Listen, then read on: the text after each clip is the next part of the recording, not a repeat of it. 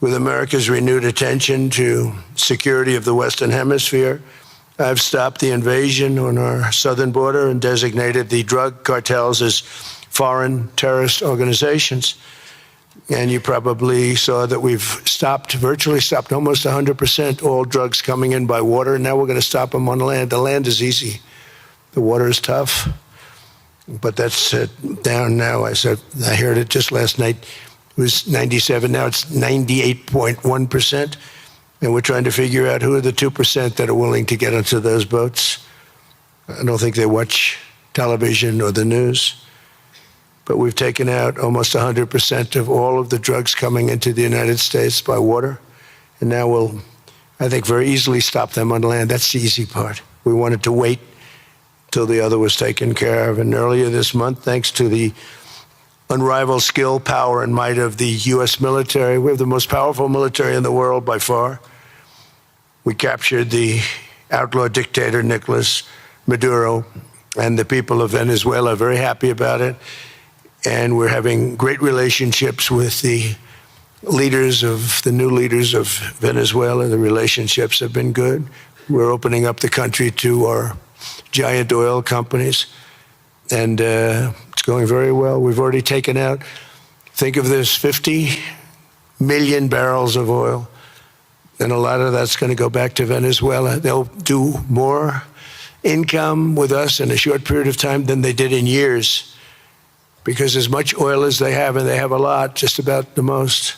After us, there's a couple of countries that are in that category, but we have the most, actually, and they're second between Venezuela and us. We have 62% of the world's oil, but they have very little production, so they'll have a lot of production. All the oil companies, we had meetings, you probably saw, all the oil companies want to go in. They want to go in immediately. They're already touring the sites. But our military was amazing. That strike was amazing. We had a second wave coming. We didn't need it. They said, no second wave. We don't want a second wave. The first wave was enough.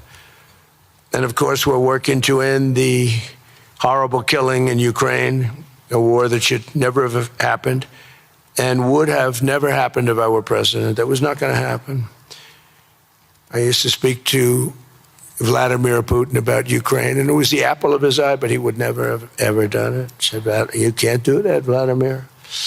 As part of this historic record of major peace initiatives, today we're announcing more details regarding the Board of Peace, so important.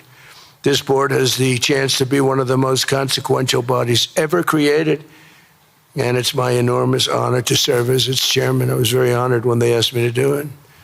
We had an idea to do it, and then they came, they said, you be the chairman. And but I take it very seriously. We have a great group of people and incredible young people that are leading it from within. It's running beautifully, started already. And every country, just about every country, wants to be a part of it. And we just sent out the letters a couple of days ago, and these are just the countries that are here. They happen to be in Davos. So we said, would be honored if you wanted to join us up on the stage. And it's really great. They're friends of mine, I think. Let me see. Yeah, every one of them is a friend of mine. Let's see, a couple I like, a couple I don't like. No, I like, actually, this group, I like every single one of them. Can you believe it? Usually I have about 2 or 3 that I can't stand. Usually I have 2 or 3 that I don't like. I don't find them up here. I like every one of these people.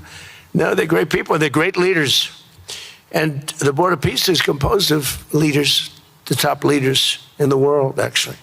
Last October, we released a plan for the permanent end to the conflict in Gaza, and I'm pleased to say that our vision was unanimously adopted by the United Nations Security Council late last year. Under phase 1 of this plan, we have painstakingly maintained that Gaza, and we're going to have it very strongly, and it's what we have. Maintained the Gaza ceasefire, delivered record levels of humanitarian aid. We've given aid. You know, you used to hear all the people were starving and it was terrible. Now we have, you don't hear that anymore. We've delivered record levels of humanitarian aid. I want to thank the United States, but I want to thank some of the countries that are sitting right up here, because they've sent great aid also in the form of money, where we go out and purchase food, and you don't hear those stories anymore with people starving. And secured the release of all 20, we secured the release of all 20 living hostages. Now I want to thank Steve Witkoff and Jared and everybody for working so hard. They worked so hard, but there were 20 remaining living hostages. Now we got hundreds out, but the last 20, I said, boy, that's going to be a tough one. I said that a year before, and it was a tough one, but we got them. Got all 20, every one of them. And we had also about 28 that were dead, but the parents wanted them just as though they were living, just as much. Some cases it almost seemed more. It was amazing, actually, the love and them. But their boy had been killed.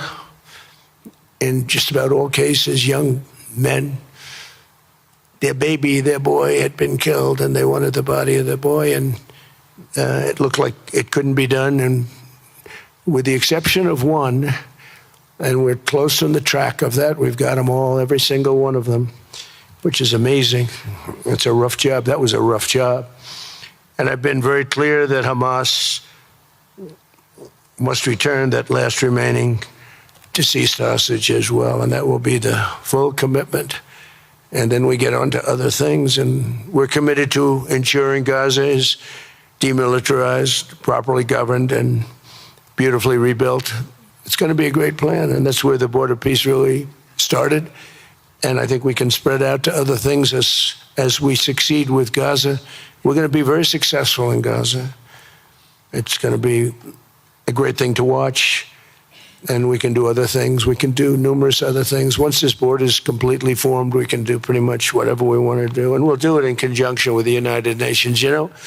I've always said the United Nations has got tremendous potential, has not used it, but there's tremendous potential in the United Nations, and you have some great people at the United Nations, but so far it hasn't.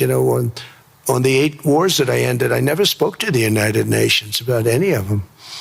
And you would think that I should have. You would think they could have done those 8 wars, but they couldn't have. And they tried, I guess, in some of them, but they didn't try hard enough. But there's tremendous potential with the United Nations. And I think the combination of the Board of Peace with the kind of people we have here, coupled with the United Nations, can be something very, very unique for the world. It's for the world. This isn't United States. This is for the world. As everyone can see today, the first steps toward a brighter day for the Middle East and a much safer future for the world are unfolding right before your very eyes. Together, we are in a position to have an incredible chance. I don't even call it a chance. I think it's going to happen. To end decades of suffering, stop generations of hatred and bloodshed, and forge a beautiful, everlasting, and glorious peace for that region and for the whole region of the world, because I'm calling the world a region. The world is a region. We're going to have peace in the world. And boy, would that be a great legacy for all of us. Everybody in this room is a star, or you wouldn't be here. There's a reason that you're here, and you're all stars. You're the biggest people, the most important people in the world, most powerful people in the world.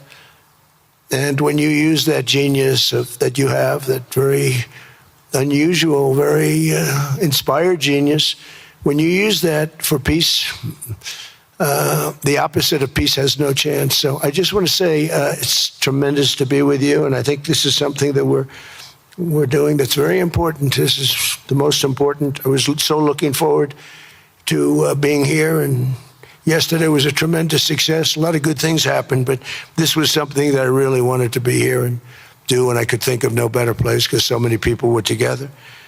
And now to bring the Board of Peace into full force, I ask Sheikh Isa of Bahrain and Foreign Minister Barita of Morocco to join me in signing and ratifying the Board of Peace Charter. Thank you very much, everybody. Appreciate it. Thank you. Congratulations, President Trump.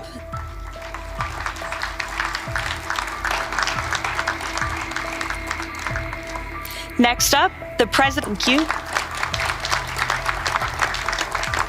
Next.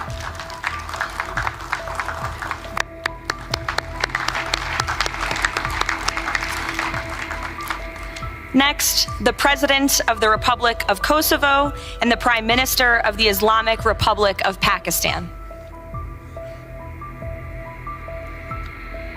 That's it. Yes. Thank you.